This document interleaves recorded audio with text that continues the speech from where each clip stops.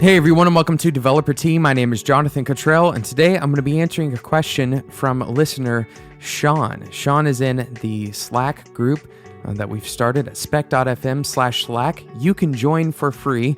It'll always be free for anyone who joins that Slack channel. We have nearly 2,000 members in Slack now. It's pretty awesome. You should come and join us. Sean asks about finding good code. But before I read Sean's question, I want to thank today's sponsor, Hired.com. If you are a designer or a developer and you are looking for a job, Hired.com is a fantastic place to start that journey. You can go and check it out at Hired.com. Later on, we'll talk about a little bit of an incentive for people who aren't looking for jobs, but may know someone who is. So stick around for that. We'll talk about Hired a little bit more later. But first, I want to talk about Sean's question. I'm going to read it directly how Sean asked it to me in Slack. He said, "Do you know where I can view other people's well-written code? I've done so much reading to try to learn some code, and I've tried building my own things, but being self-taught, I feel like I'm teaching myself poor practices. Essentially, I'm looking for something similar to Fat's article on Medium's CSS. Should I scour popular GitHub repos?"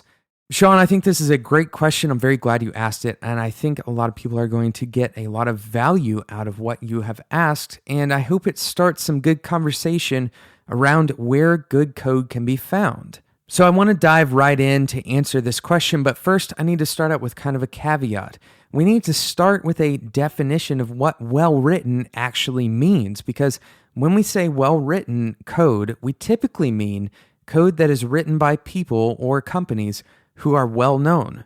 However, the truth may be very different. These companies can and many times have written code that contains oversights that cost that company or that person millions of dollars in time and a lot of long nights and weekends for developers to fix the problem. Sometimes it actually costs material resources, and that's just not a good situation to be in. So I wouldn't consider that good code, even though sometimes we assume that because it was written by a big company or because it was written by somebody who is known in the development community, that it is inherently good code, and that's not necessarily true. So what constitutes good code? Well, perhaps it's code that supports services, products, or other projects that have been successful for a long time, but most of the time as developers, good code means writing code that is maintainable, writing code that is readable and flexible to future change, and doing so without going way over budget. This is only a common definition, though. So for any given person, good code could easily be seen as something different entirely from this. So keep that in mind as you go and look for this, that your definition of what good code is may be a little bit different from somebody else's definition of what good code is, which means that it's a little bit difficult to search by just saying good code. You may have to determine what kinds of qualities you are looking for in code that make it good to you, and then search for that. So that's kind of a prerequisite to this conversation about finding good code on the internet. So let's dive into some recommendations for you and for anyone who is listening to this episode, Sean. For the sake of this discussion, I will assume that you mean that good code is part of a relatively successful piece of software that is used by a significant number of people and that is still updated regularly. This often fits the definition of code we want to write as developers. So I'm assuming that you're looking for code that you would consider the style and maybe the maintainability that you aspire to accomplish in your own code. So unsurprisingly, Sean, you have to first determine what those projects are. Determine the projects that you say are successful. Determine the ones that you want to emulate the success of those projects in your own projects. That's kind of the first step. Start by finding where the community exists for the language that you are wanting to research. For example, the Ruby community is active in IRC. We're active on GitHub and we're active on Twitter, but we're probably less active on messaging boards, forums, Facebook, and pretty much any other venue. We're also pretty active in blogs as well. This gives you a strong, consistent channel of advice and discussion that is occurring in the community when you find these different channels that they're talking in. and will also give you some idea of the voices you can trust in the industry. Another good idea is to try to find out if there are any kind of Slack communities or something similar that the people who are writing in that particular language are involved in. I personally remember when I was first picking up jQuery, for example, I sat in the jQuery IRC room, and pretty much everybody who was on the jQuery core team used to stick around in the jQuery IRC room. So finding those locations will help you determine what voices to listen to and kind of where that code is going to be coming from, the code that you would consider good or successful code. My second tip for you, Sean, is that code is in a lot of places, but honestly, you hit the nail on the head. GitHub is a fantastic place to browse code, and that's because on GitHub, you see code in the context of the community that is developing that code. You see the people, you see the discussions, you see the history. If you dive deeply, you can see the specific code that addresses issues that have been closed in the past. You can look at pull requests.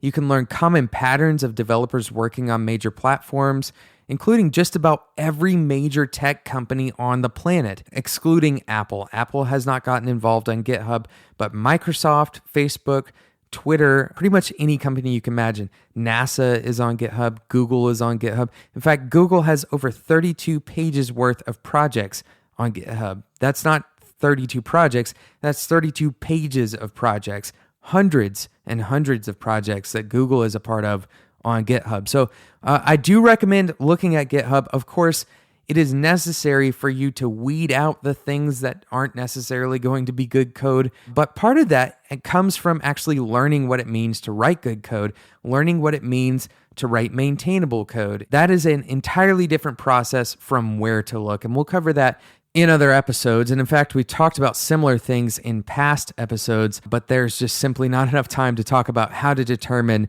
what code is considered maintainable, what types of practices you need to be looking into.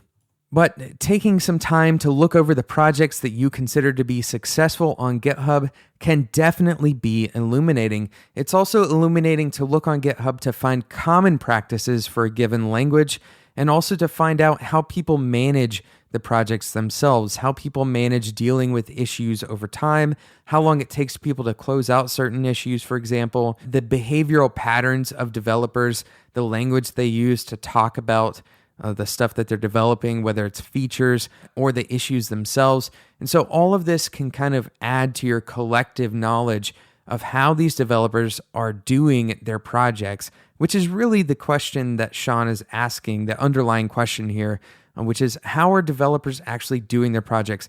How is Fat's article on Medium's CSS? That's showing you how Fat and the people at Medium are actually managing the CSS at Medium. So you're not really necessarily wanting to see the exact code that Medium is using, but rather how Medium is solving the problems that they encounter when they are writing CSS for a major website like Medium. So I have one more recommendation for you, Sean, and everyone else who is listening. But first, I want to talk about today's sponsor, Hired.com. Now, we were talking about how every tech company pretty much in the world is on GitHub.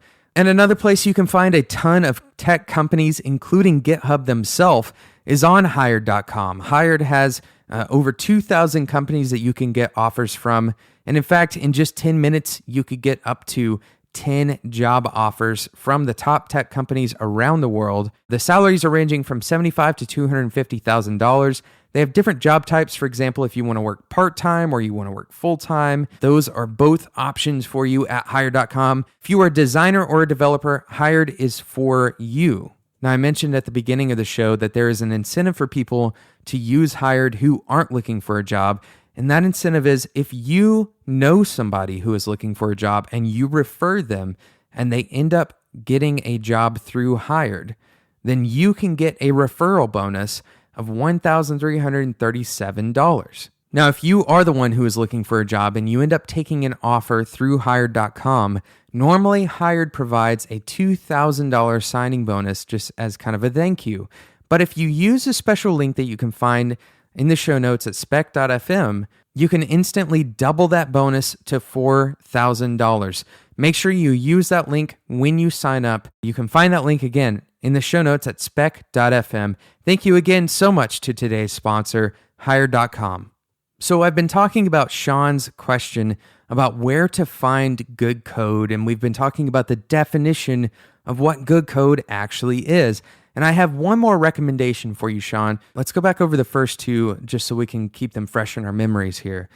Start by finding the community that exists for the language that you are wanting to research. You want to find the people who are building the projects that you care about in that particular language. For example, Ruby community is active on IRC and GitHub and Twitter, and also in blog comments. The second recommendation was that code is in a lot of places, but GitHub is a great place to browse code because of the context that it provides around the code, number one. And number two, because so many major companies are on GitHub, and there is a lot of really high quality code that you can peruse on GitHub.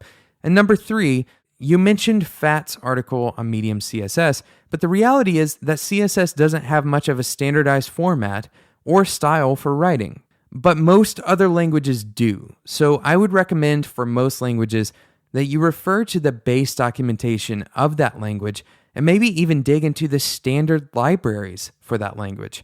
You'll find that there's usually a consistent style and some patterns that the authors of the code in a given language tend to use. Now, with languages like CSS that don't have much of an official standardization of patterns, there are usually methodologies that you can find online that address the lack of standardization with an opinionated solution. For example, with CSS, you can find BIM CSS or OOCSS. You want to be careful with these opinionated solutions, as these languages are often built flexibly on purpose, right? So that you can fit them to your problem that you are trying to solve, rather than writing the code based on that methodology that you found that may or may not map very well to your problem, right? So people are coming up with these methodologies all the time. They're coming up with patterns and ways of dealing with code that aren't necessarily prescribed by the code itself. And a lot of the time, these are really useful things for us to learn about. BIM or OOCSS for CSS can help you think about the problems that CSS has on its own and think about ways of mitigating those problems. But sometimes those patterns aren't necessarily the best solution for your problem. So keep that in mind as you go forward, Sean. Keep everything in context and realize that most solutions are just another way of saying opinion. A lot of solutions in computer science end up being opinion. And it's good to formulate your own opinions and to learn why other people have their opinions. There are so many different ways to write CSS, for example. I mean, there are so many different ways to write CSS because the language is incredibly flexible. You can contrast this with something like Python, where the community basically believes that there's only one way to solve a given problem. So stay aware of those opinions, stay aware of the community guidelines and the common practices in a given language. Make sure that you are finding where that community is active online. And of course, GitHub is, just as you asked, Sean, and just as you expected, GitHub is absolutely a fantastic place to find the context around the code that you are looking at. Thank you so much, Sean, for sending in this question. And thank you so much, Sean, for being in the Slack channel for Spec. If you would like to join Sean and the other 1,900 people or so who are in our Slack channel, you can join us by going to spec.fm/Slack. It's free for you. All you have to do is enter your email, and we'll send you an invite directly to come and join our Slack channel. I wanted to mention to everyone who may or may not be in the area that I will be at SassConf. I was at CSS DevConf last week at the time that I'm recording this, and I'm going to be at SassConf from November 11th to November 14th. I'll include a link in the show notes for you to go and pick up a ticket if you're interested in joining me at SassConf. I will also be speaking at Sass Summit, which is actually an online conference. If you are interested in Sass, you should definitely check it out, and I will include a link in the show notes for that as well. Thank you so much for listening to today's episode, and thank you to today's sponsor, Hired.com. Hired is a great place for you if you are looking for a job as a designer or a developer, or, as we mentioned before, if you know someone else who is. you can get a referral bonus if you refer someone and they end up getting a job through Hired. Now, you're going to want to go and check it out through the special link in the show notes that you can find at spec.fm, because that doubles the signing bonus if you end up getting hired through Hired.com. Thank you so much again to Hired.com, and thank you to you for listening to Developer Tea. Make sure you go and subscribe to Developer Tea in whatever podcasting app that you use. And until next time, enjoy your tea.